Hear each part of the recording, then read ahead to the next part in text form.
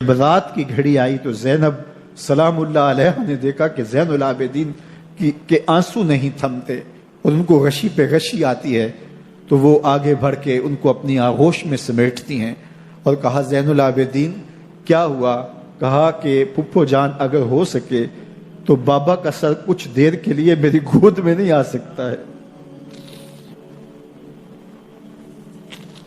وہ وقت بھی امام زین العابدین پہ آتا ہے جب زخم اور درد اور دکھ حد سے تجاوز کرتے ہیں تو زین العابدین مدینہ کی طرف منہ کر لیتے ہیں اور حضور کی بارگاہ میں ہوا کے ہاتھوں پیغام بھیجتے ہیں، ان نلت یا ریح الصبا یوما الی ارض الحرم بلغ سلامی روزتن فیہا النبی المحترم یا رحمتا للعالمین ادرک لزین العابدی محبوس عید الظالمی فی الموکب والمزدحم۔ امام زین العابدین نے یہ سارا دردناک منظر اپنی آنکھوں سے دیکھا اور یہ سارے دکھ سہے۔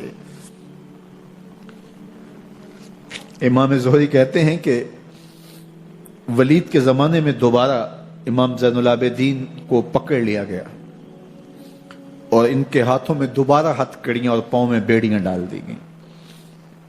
میں ملنے گیا تو جو ہی امام کے ہاتھوں میں ہتھ کڑیاں دیکھی تو میرا دل ڈولنے لگا اور میری آواز گلے میں دب گئی اور آنسو تھے کہ تھمتے نہیں تھے۔ تو امام زین العابدین نے مجھے دیکھا تو مجھے تسلی دیتے ہوئے کہا زہری کیا ہوا تمہیں؟ تو میں نے کہا حضرت کربلا میں تھوڑے دکھ دیکھے تھے اور اب یہ حالت مجھ سے دیکھی نہیں جا رہی۔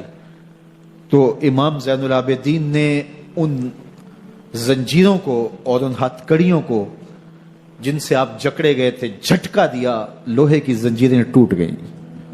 کہا زہری ہم اللہ کی تقدیر پہ راضی ہے ورنہ یہ زنجیریں کیا ہوتی ہیں۔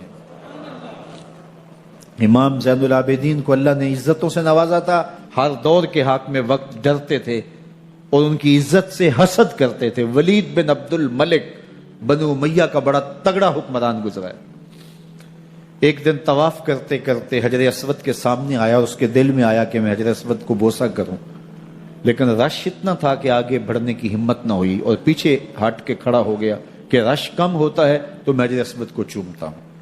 اتنے میں امام زین العابدین رضی اللہ تعالی عنہ وہ بھی طواف کرتے کرتے حجر اسود کے قریب آئے، ایک لمحے کے لیے توقف کیا، لوگوں نے راستہ چھوڑ دیا۔ امام زین العابدین آگے بڑھے، حجر اسود کو چوما، پھر آگے بڑھ گئے۔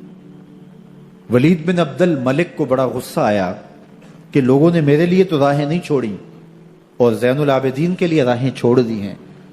تو وہ اپنے درباری شاعر کو، فرزدق کو جو اس کے ساتھ کھڑا تھا، اس کو پوچھتا ہے من ھذا، یہ کون ہے؟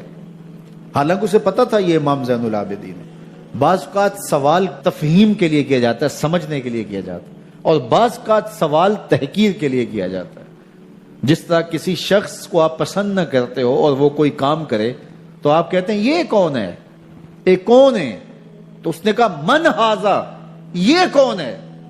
اب فرزدق شاعر تھا اور درباری شاعر تھا، اسے اچھی طرح پتا تھا کہ من ھذا سے بادشاہ کیا سننا چاہتا ہے، لیکن آج اس کی غیرت ایمانی جاگی۔